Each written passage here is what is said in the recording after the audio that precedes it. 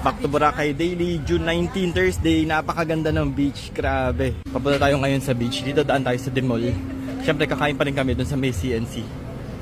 This time puro gulay yung order namin. Napakaganda ng beach. Napadaan kami kanina sa Station 1. Pero hindi ako nag-shoot. Punta ako sa mismong beach para mag-shoot. Mukhang walang tao dito sa Demol kasi nga mainit.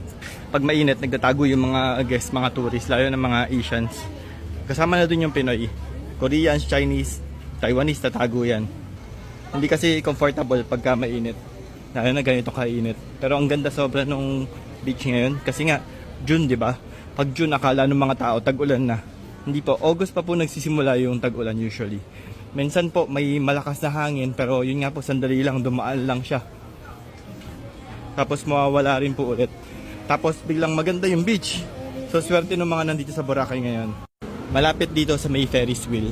Ito yung favorite namin kainan na CNC. Katabi lang nitong Habit House. Ito yung Habit House.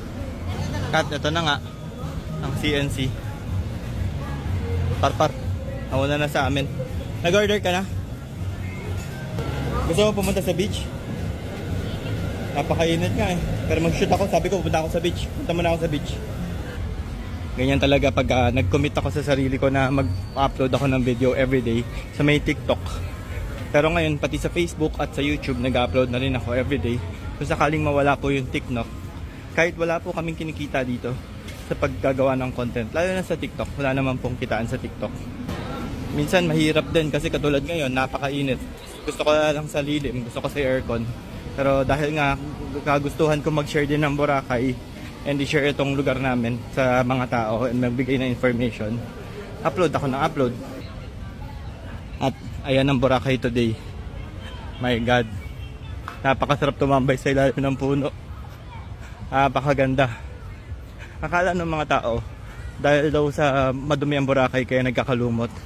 Kung madumi po yung Boracay, tuloy-tuloy po yung lumot. Pero hindi po na wag tuloy-tuloy yung lumot dahil nga po sa weather yon. Ayan o. Nawawala po siya mag-isa. Yun po yung akala ng mga tao paminsan. Pagka nagpunta kayo sa mga river, minsan murky yung color, parang kulay brownish. Pero sasabihin, ay nagpunta ako dito, maliwanag pa yung tubig. Panahon lang po yun. Pero bumabalik rin po yung liwanag niya. And yan rin po yung Boracay, oh. Tingnan nyo, sobrang linaw. Anyway, napakainit po talaga today. Hope to see you again soon. Thank you for watching. Bye-bye.